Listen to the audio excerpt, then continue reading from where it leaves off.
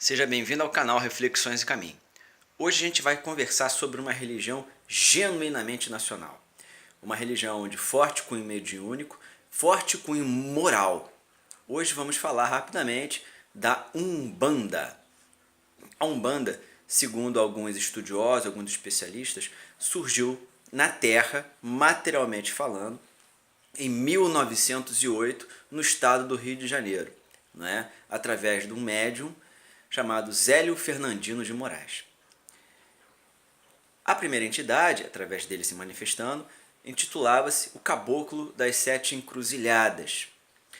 Essa entidade, muito nobre, que depois organizou uma série de outras instituições, ele deu uma série de normativas para direcionar o adepto da Umbanda, né, para o desenvolvimento moral.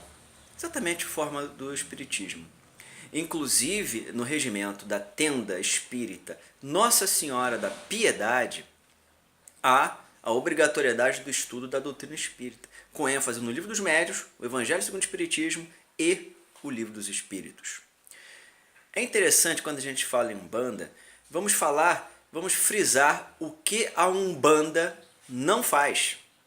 Até para desmistificar muito do que se vê por aí, até na cultura popular. Na Umbanda não há cobrança de qualquer prestação de serviço material ou mediúnico. Na Umbanda não se faz trabalho para passar no vestibular, amarrar marido, conseguir marido ou conseguir esposa. A Umbanda não trabalha de forma a prejudicar o livre-arbítrio de qualquer pessoa. A Umbanda não denigre a natureza. A Umbanda não há sacrifício ritual de animais. A Umbanda não prega a violência, não prega o ódio, não discrimina religiões. A Umbanda é mais uma luz na grande casa de nosso Pai. O que a Umbanda faz? A Umbanda, como eu já disse, é uma religião que estimula o desenvolvimento moral e intelectual do seu adepto. A Umbanda tem a natureza por altar. Na Umbanda trabalham espíritos que assumem a aparência perispiritual de índios, pretos velhos, né? Anciões negros, espíritos infantis com aparência infantil, espíritos que se apresentam com capas, com cartolas, com cocares, com função de proteção, de guarda, que são os Exus, né, e as pombagiras, né, e são espíritos que se valem largamente do uso de uma outra classe de espíritos. São os espíritos vinculados à natureza, os elementais. Na Umbanda, encontramos diversas vertentes, como a Umbanda esotérica, a Umbanda popular, como é chamada, a Umbanda de mesa branca, né? A Umbanda, o Molocô, como diversas variações que encontramos na Igreja Católica, na Igreja Protestante, até mesmo na doutrina espírita. Nós temos centros espíritas, grupos de pessoas que não apreciam a obra de Chico Xavier, preferem ficar tão somente com as obras organizadas por Allan Kardec. Outras adotam determinadas leituras, tem o pessoal, né, vinculado ao espírito de Ramatiz, está dentro do espiritismo.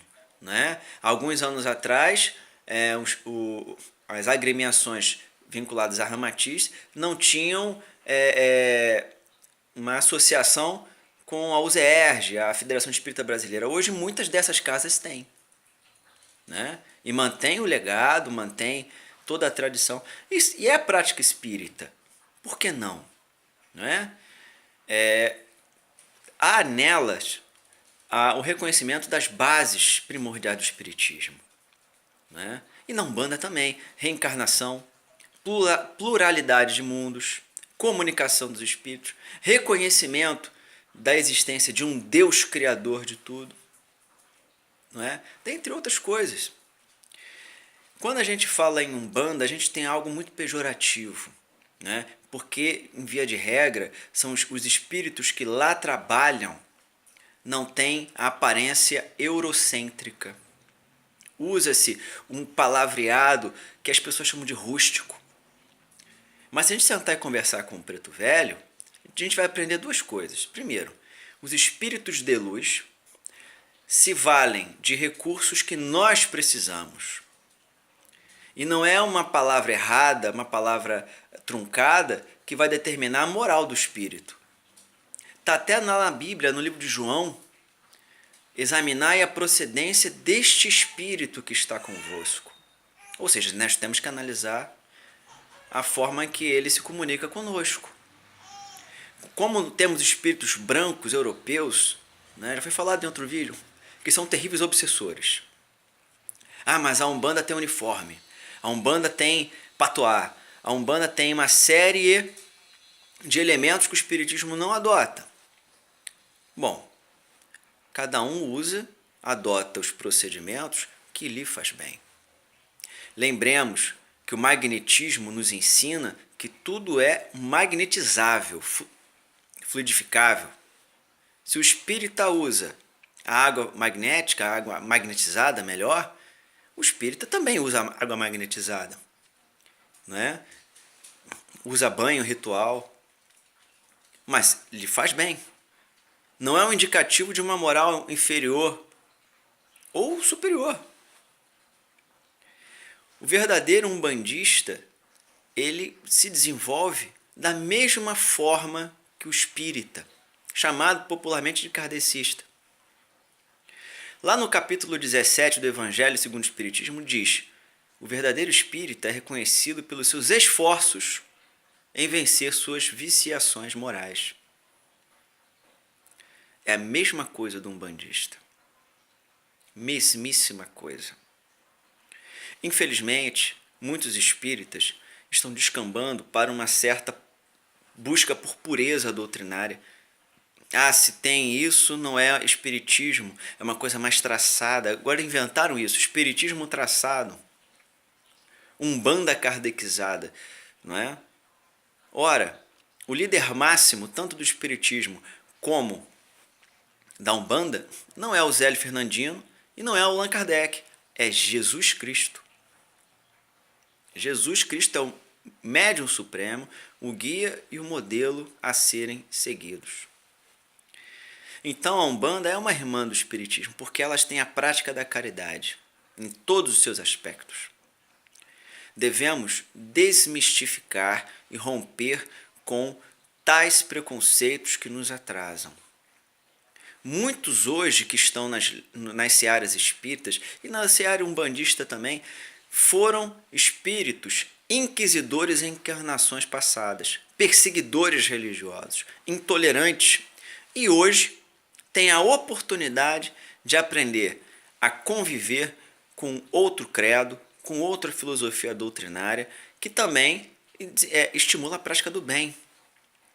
Nos compete hoje compreender que há espaço para todas as denominações religiosas.